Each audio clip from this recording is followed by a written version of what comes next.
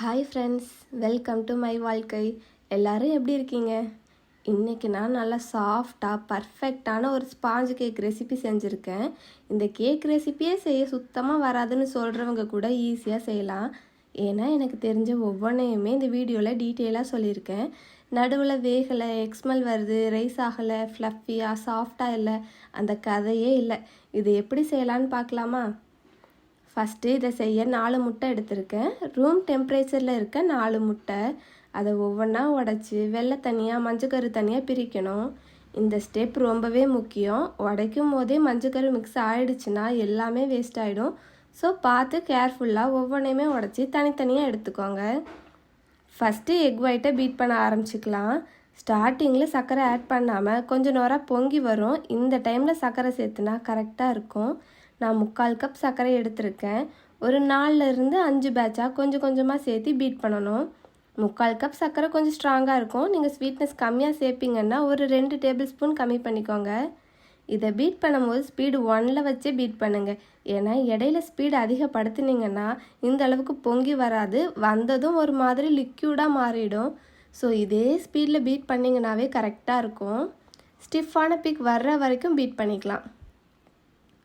அவ்வளோதான், ரெடி ஆகிடுச்சு. இந்த பவுலை கமத்தி பார்த்தா கூட விழாது, அப்படியே இருக்கும்.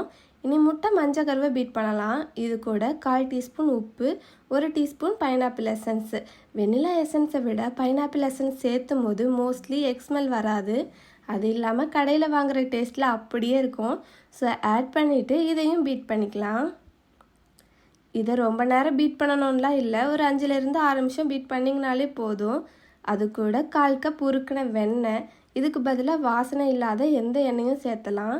அப்புறம் 1/4 கப் பால் மறுபடியும் பீட் பண்ணிவிட்டு ஒரு சல்லடையில் 1 கப் மைதா மாவு, 1 டீஸ்பூன் பேக்கிங் பவுடர் சளிச்சு சேர்த்திக்கோங்க.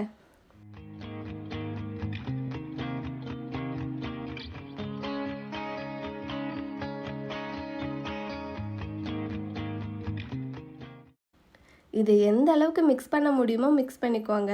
இது கொஞ்சம் கெட்டியாக தான் இருக்கும், பட் நம்புங்க பர்ஃபெக்டாக வரும். இதுக்கப்புறம் முட்டை வெள்ளைக்கருவை சேர்த்த ஆரம்பிச்சிக்கலாம். ஃபஸ்ட்டு ஸ்டார்டிங்கில் மட்டும் கொஞ்சமாக சேர்த்து பீட் பண்ணுங்கள்.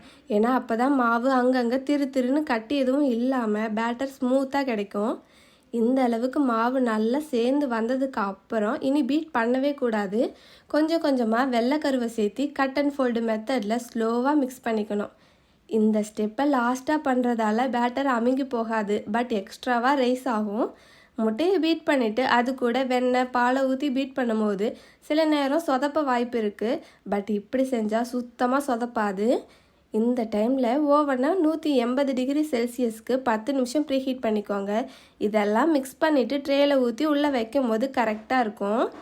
அப்புறம் இந்த ஒயிட்டை 4லேருந்து 5 பேட்சாக சேர்த்து நல்லா மடித்து நடுவில் ஒரு கோடு போடுற மாதிரி மிக்ஸ் பண்ணால் நல்லாவும் மிக்ஸ் ஆகிடும். மாவு கன்சிஸ்டன்சியும் இந்த அளவுக்கு கரெக்டாக வந்துடும். அவ்வளோதான், பேட்டர் பர்ஃபெக்டாக ரெடி ஆகிடுச்சு. நம்ம எந்த ட்ரேயில் ஊற்றி ரெடி பண்ண போகிறோமோ அந்த ட்ரேயில் ஸ்டார்டிங்கில் ஆயில் அப்ளை பண்ணி பேக்கிங் பேப்பர் விரித்து ரெடியாக வச்சுக்கோங்க. அதில் பேட்டரை ஃபில் பண்ணிவிட்டு ஒரு டூத்பிக்கை வச்சு 4 பக்கமும் கோடு போட்டுட்டு அப்படியே டேப் பண்ணிக்கோங்க. ஏர் பபிள்ஸ் இருந்தால் ரிலீஸ் ஆகிடும். இனி இதை ப்ரீஹீட் பண்ண ஓவனில் 180 டிகிரி செல்சியஸ்க்கு 25லேருந்து 30 நிமிஷம் ஆகும். எனக்கு கரெக்டாக 27 நிமிஷம் ஆச்சு. நான் ஒரு 30 நிமிஷம் உள்ளே வச்சா சென்டரில் மட்டும் கலர் சேஞ்ச் ஆன மாதிரி இருக்கும். அதுக்கு கம்மியாக வச்சா நடுவில் லைட்டாக வேகாத மாதிரி இருக்கும். ஸோ இந்த டைமிங் எனக்கு கரெக்டாக இருந்துச்சு. நீங்கள் வச்சதுக்கப்புறம் 25 நிமிஷத்தில் இருந்து கரெக்டாக பார்த்துக்கோங்க.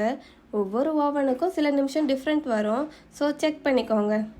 அப்புறம் சூடாக இருக்கும் போது ட்ரேயில் இருந்து எடுக்காதீங்க. கம்ப்ளீட்டாக ஆறுனதுக்கு அப்புறம் எடுங்க. அப்போ தான் பர்ஃபெக்டாக வரும்.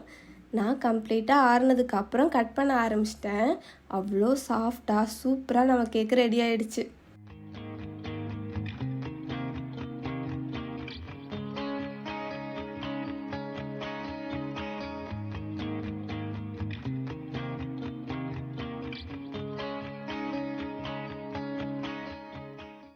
இந்த ஒரு பிளெயின் கேக்கை வச்சு அதை நீங்கள் எப்படினாலும் டெக்கரேட் பண்ணி மாற்றலாம்.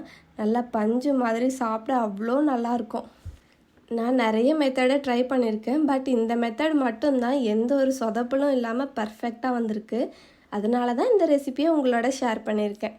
உங்களுக்கு ஏதாவது டவுட்ஸ் இருந்தால் கூட கமெண்ட்ஸில் கேளுங்க. அப்புறம் இந்த சாஃப்டான ஸ்பாஞ்ச் கேக்கை நீங்களும் ட்ரை பண்ணிவிட்டு எப்படி வந்துச்சுன்னு சொல்லிட்டு கமெண்ட்டில் சொல்லுங்கள்.